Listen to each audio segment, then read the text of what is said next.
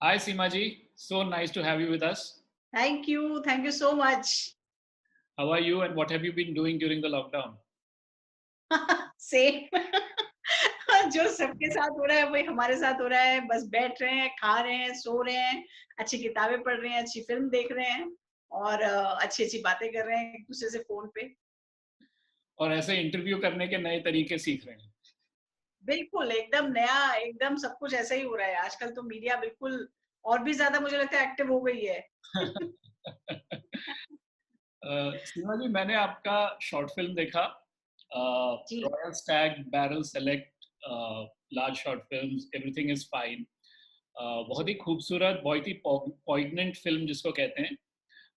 Ji. And I think कुछ films एक level तक जाती हैं because of script and directions, and performance takes it to another level.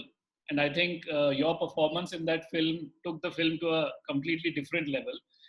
And thank you. I really enjoyed watching it. I wanted to ask you, आपके दिमाग में क्या आया जब मानसी ने आपको स्क्रिप्ट सुनाया and when you got to know what the film is about? देखिए, आपने जैसे फ़िल्म देखी है तो मुझे लगता है कि हम बहुत करीब से ऐसी औरतों को जानते हैं। हम जी, अक्सर ऐसी औरतों से मिलते रहते हैं। तो ऐसी कोई नई फ़ीलिंग मुझे नहीं थी इसको लेके क्योंकि मुझे मालूम है बहुत सारे ऐसे लोग हैं जो कि शायद अपने दिल में ही बात रहे कि वो औरतें अपनी पूरी ज़िंदगी जी जाती हैं। वो कभी किसी से कह ही नहीं पाती हैं अपनी छोटी-छोटी इच्छाओं को। और इसमें क्योंकि हम आज के मॉडर्न ज़माने की बात कर रहे हैं, तो एक औरत जो इतना बड़ा डिसीज़न ले लेती है कि वो कहती है कि नहीं अब मैं वही करूँगी जो मुझे करना है। और खूबसूरती इस फ़िल्म की ये है कि उन्होंने ये नहीं दिखाया कि वो घर छोड़ गई है या वो साथ में है या अब क्या करेगी। बट जस्ट एक उसका एक घूमना, एक अपनी इच्छा पूरी करना, मुझे लगता है कि वो थॉट ही मुझे बहुत अपील किया था जब मानसी ने मुझे कहा था और सुनाई थी ये कहानी। तो मैंने बहुत जल्दी हाँ कहा था उसको कि मैं बिल्कुल करूँगी ये फ़िल्म। ओके। और आपने मानसी के साथ शायद आंखों देखी में भी आपने एक साथ काम किया है, और यहाँ पे भी जी, पुरानी दिल्ली की एक झलक दिखती है शॉर्ट फिल्म में। अ, जी, वो भी एक कनेक्टिंग सॉर्ट ऑफ डॉट है इसमें। अ, जी, जी, जी। मैंने मानसी से भी एक चीज पूछा कि एक वो जो सिगरेट स्मोकिंग का सीन है कभी हुँ। कभी आजकल लोग कहते हैं कि ये क्लीशे हो गया है कि अगर वुमन को लिबरेटेड दिखाना है तो we have to show her either smoking और ड्रिंकिंग और स्लीपिंग अराउंड और समथिंग। आपको जब वो स्क्रिप्ट में वो लाइन या वो जो एक्शन आपको आपने पढ़ा तो आपके दिमाग में आया क्या कि इसको हम किसी और तरीके से कह सकते हैं या थोड़ा क्लीशे तो ना हो जाए? देखिए, इस चीज़ का डर तो रहता ही है जब भी हम ऐसी कोई चीज़ करने जाते हैं और डेफ़िनेटली आप जो कह रहे हैं वो बहुत सही है कि बहुत क्लीशे है कि अगर हम वुमेन्स लिबरेशन की बात करते हैं तो सबसे पहले हम स्मोकिंग, ड्रिंकिंग से बात शुरू करते हैं। हम्म, पर मुझे लगता है इस फ़िल्म में पर्टिकुलर उसका सिगरेट पीना, ये सिगरेट पीना वो लिबरेशन की बात नहीं है। ये एक जश्न है उस औरत का कि वो बहुत सारी चीज़ें लाइफ़ में एक्सप्लोर करना चाहती है। वो ऐसी चीज़ें जो कि शायद उसको अब तक पाबंदी रही है उसकी, उसका इससे कोई लेना-देना नहीं है कि इसके बाद शायद वो स्मोकर हो जाएगी या वो स्मोक करने लग जाएगी, ऐसा कुछ नहीं है। जस्ट वो जो डे है उसका जिसमें वो जीना चाहती है, उसमें हर वो चीज़ कर लेना चाहती है जो आज से पहले कभी उसने सोचा नहीं।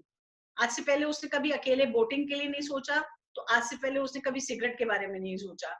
बट सिगरेट पीना और आपने देखा भी कि वो सिगरेट ऐसा नहीं कि वो बहुत एन्जॉय कर रही है, बट जस्ट वो जला रही है और उसको देखना चाह रही है कि है क्या चीज़? करेक्ट। ऐसी क्या चीज़ है जो एक औरत एक्सप्लोर नहीं कर सकती? तो मुझे लगता है कि वो क्लीशे से थोड़ा बच जाती है। अगर हम दिखाते कि वो बाकायदा सिगरेट का डब्बा खरीदती है, फिर सिगरेट पीना शुरू कर देती है और जब बोटिंग कर रही है तब भी उसके हाथ में सिगरेट है, तो हम शायद उसको बहुत क्लीशे तरीके से देख पाते। बट उसने अपने हस्बैंड का डब्बा ही चुराया है। करेक्ट। अब करेक्ट। वो डब्बा लेके आ गई है साथ में, मतलब उसकी इतनी भी हिम्मत नहीं है अभी कि वो जाके सिगरेट खरीद सके और जी। इसके बाद भी शायद खरीद ना सके। बट जस्ट एक वो जेस्चर है उसका कि मुझे कुछ तो ऐसा करना है जिससे मुझे ऐसा लगे कि जो मैं रोज़ करती हूँ उससे मैं अलग हूँ आज। राइट। तो इसलिए मुझे नहीं लगा कि वो क्लीशे है।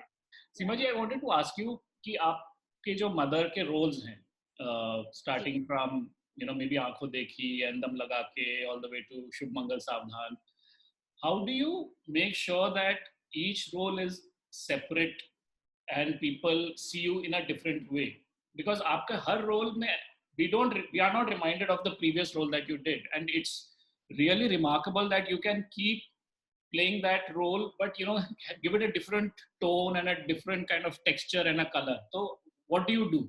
एक्चुअली में मैं इसका सारा जो है जैसे कहते चाहिए कि श्रेय जो है वो मैं थिएटर को देती हूँ, क्योंकि हमारी जो थिएटर की ट्रेनिंग है और उसी ट्रेनिंग का एक हिस्सा है ये कि हम ये जानते हैं कि हर आदमी दूसरे आदमी से फर्क है, तो हर औरत एक दूसरी औरत से फर्क है, तो वो एक जैसी कैसे हो सकती है।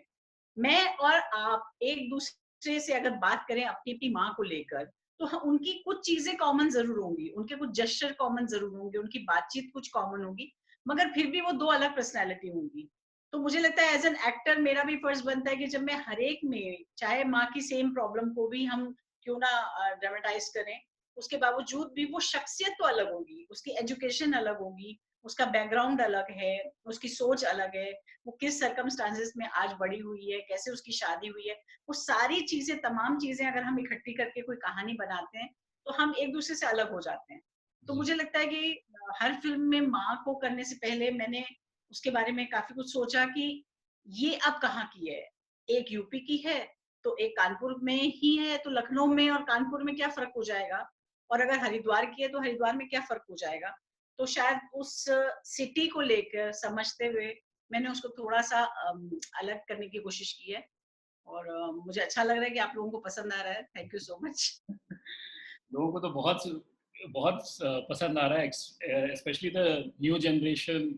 एक टाइम था जब हम द इंडियन बॉलीवुड मदर को निरूपा रॉय, नूतन, वहीदा रहमान, इन लोगों से I mean we used to identify with them, और उनका एक टिपिकल रोल होता था। But nowadays when we see Aseema Pahwa और नीना गुप्ता और Kiran Kher play different kind of mothers, do you think there is a fundamental shift in the way Bollywood has started portraying mothers on screen? नहीं, मुझे ऐसा लगता है कि एक तो पूरा सिनेरियो ही चेंज हुआ है। जैसा आप जानते हैं कि आजकल हमारी फिल्में बहुत अलग टेस्ट की बन रही है, अलग सिनेरियो है, अलग टाइप की हैं। तो मुझे लगता है राइटर का इसमें काफी बड़ा हाथ है। जिन राइटर्स ने इन स्क्रिप्ट्स को लिखा है, उनका जो भी जैसे भी उन्होंने कंसीव किया है, तो उसमें उन्होंने माँ को एक इतना प्यारा कैरेक्टर दिया है जो कि उसका सेक्रीफाइस नहीं दिखा रहे। वो कहीं बैकग्राउंड में होगा, बट हम उसे एक बहुत फनी और एक बहुत ही प्यारी और एक बहुत ही मतलब जब मुझे पहली बार माँ का रोल मिला था आंखों देखी में, तो मुझे ऐसा लगा था कि माँ बहुत प्यारी होती है, माँ मारेगी तो भी आपको उस पे हंसी आती है, क्योंकि वो कोई ना कोई ऐसी हरकत जरूर करेगी जिसपे आपके फेस पे स्माइल आती आती है। तो वो पकड़ लिया है माँ के रोल ने, वो मुझे लगता है सबसे खूबसूरत काम हुआ है इस वक्त, क्योंकि उसमें बहुत अपनापन है। जब पहले की माँ थी जो सेक्रीफाइस करती थी, जो बहुत ही एक आइडियल मदर बनती थी, उनसे हम बहुत इत्तेफाक शायद नहीं रख पाते होंगे, क्योंकि हमें फिर जेलसी होती होगी कि अरे माँ, हमारी माँ ने तो कभी कपड़े नहीं सिए, हमारी माँ ने तो कोई सेक्रीफाइस नहीं दिया, है ना। तो लेकिन आज की जो माँ है वो सबकी माँ है, वो इतनी भोली और इतनी इनोसेंट है कि उससे गलतियां हुए चली जा रही हैं, और आपके चेहरे पे हंसी आती है, आप किस्से सुनाते हो अपनी माँ के। तो बहुत रियलिस्टिक अप्रोच है आज की फिल्मों की, जिस वजह से शायद माँ का सिनेरियो भी चेंज हुआ है। जी जी जी। तो हमने अभी तक ना आपको एक स्मॉल टाउन मदर वाले रोल में ज्यादातर देखा है। मेरे ख्याल से डायरेक्टर्स भी आप लोग आपको ऐसे इमेज में कास्ट कर देते हैं। तो एवरीबडी वाज वेरी क्यूरियस कि एक साउथ बॉम्बे की मदर सीमा पावा कैसे प्ले करेंगी। तो I think that's something director should explore. And मैं अगर आपको 3 टिपिकल डायलॉग्स दूं मदर के, जी। we want to know how Seema Pahwa will enact those lines. First is, हाथ मुंह धो के आ जाओ बेटा, मैंने तुम्हारे पसंद की खीर बनाई है। इसमें आप ओके। खीर को गाजर हलवा भी बना सकते हो, पर हाँ। लाइन ये है, हाथ मुंह धो के आ जाओ बेटा, मैंने आज तुम्हारे पसंद की खीर बनाई है। ओके, तो आप मुझसे क्या चाहते हैं कि मैं किसी अलग मूड में बोलूं या मैं किसी स्टेट के बारे में बात करूं, कहाँ की हो जाऊं? साउथ बॉम्बे थोड़ी इलीट अगर मॉम होती तो कैसे बोलती? बेटा, हाथ को धो लो, चलो, मैंने तुम्हारी पसंद की खीर बनाई है, you know you like it. हाँ, आ जाओ, आ जाओ। अच्छा, सेकंड सेकंड लाइन है, ये तो खुशी के आंसू है पगले। अच्छा, तो ये भी एलीट क्लास में चाहते हैं आप? हाँ, हाँ। Oh my God! तो बस खुशी के आँसू है पगले। आई आईलाइनर तो नहीं खराब हो गया मेरा? हाँ? ओह या परफेक्ट। Wonderful, wonderful. और आपका लास्ट लाइन है, क्या हाँ। इतने दिन के लिए पाल पोस के बड़ा किया था मैंने तुझे? ओह बेटा, इट्स वेरी बैड। इस दिन के लिए पाल-पोस के बड़ा किया था। डोंट बी सिली बेटा, don't be silly. Two thumbs up. And I think आपने आपका एक इमेज शिफ्ट कर दिया है, तो all the film makers watching, please cast Seema Pahwaji in a new role as a South Bombay mother. Now हाँ, सीमा जी, आपका जो हम लोग का कैरेक्टर था बड़की का, lot of people still remember that.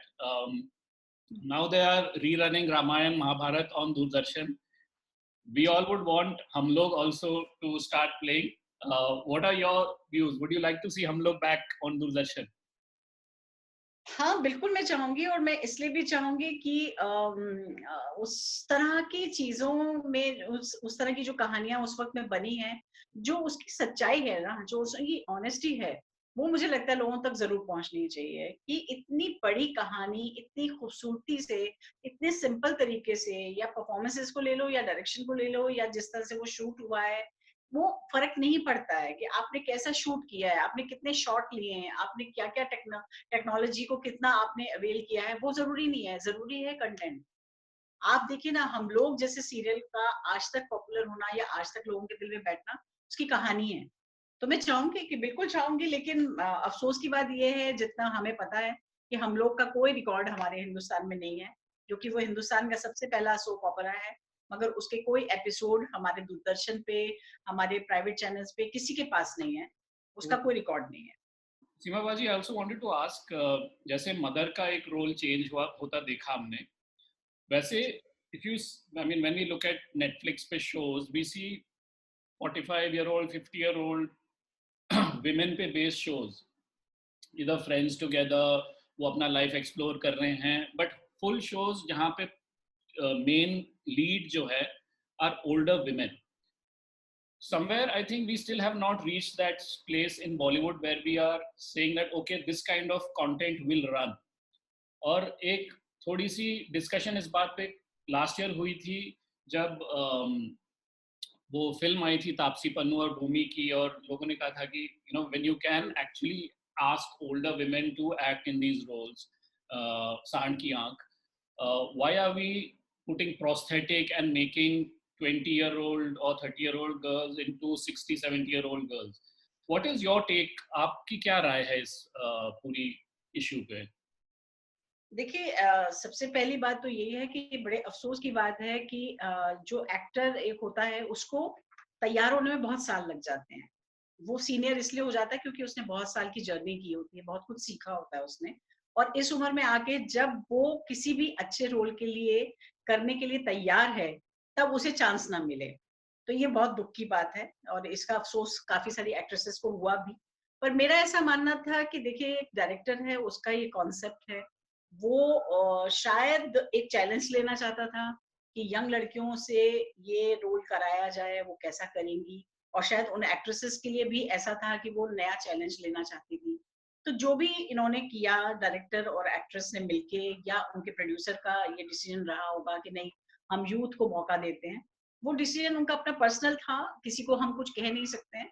But definitely as an actress मुझे अफसोस है, क्योंकि ऐसे बहुत कम रोल मिलते हैं या लिखे जाते हैं जो हमारी एज को सूट करते हो, और अगर वो भी रोल किसी यंग को दे दिए जाएंगे तो फिर हम या तो फिर हमें भी कोई चैलेंज दे कि मैं भी 25 साल की लड़की का रोल करूं, तो मुझे भी अच्छा लगेगा कि ओके चलो, चैलेंज है, आपके लिए बूढ़ा करना था तो हमारे लिए जवान करना चैलेंज है, आओ मैदान में, हम भी थोड़ा सा मेकअप करा के अपना स्किन स्किन चमका लेते हैं, मैं भी 25 साल की लड़की का रोल करती हूँ, तो फिर चैलेंज लेते हैं, फिर सब लोग चैलेंज लेते हैं। मगर वो मुझे लगता है बहुत पर्सनल है, जिनका भी डिसीजन रहा होगा, बट क्या कर सकते हैं उसके लिए। Now, lovely talking to you. Last question, थोड़ा मैं आपको tough दूंगा. Uh, if you had to give Manoj Pahwa the Best Actor Award for either Article 15 or Mulk, which one would you give it to him? Because I loved both and I loved his performances in both, and it's a very tough thing for me. अगर आपको देना हो, आप एक ही choose कर सकते हो दोनों में से. जी, मैं मुल्क को दूंगी, इसलिए क्योंकि मैं रीजन बता सकती हूँ उसका कि क्या होता है कई बार आपके पास बहुत कुछ होता है करने के लिए, तो आर्टिकल 15 में मनोज के पास बहुत सीन्स थे अपने आप को प्रूव करने के लिए एज एन एक्टर, पर मुल्क में मनोज के पास सीन नहीं थे, वो बहुत चुप था, वो बोल नहीं सकता था अपने आप को प्रूव करना एक एक्टर के लिए ज्यादा चैलेंजिंग होता है. अगर आपने उसको सीन दे दिया तो वो तो कर ही लेगा, अगर अच्छा एक्टर है तो अच्छा काम कर ही लेगा, तो इसलिए मैं मुल्क को जरूर देना चाहूंगी award. Okay. Thank you so much for talking to us. Thank you very much. And looking forward to seeing you much more on the big screen. Thanks.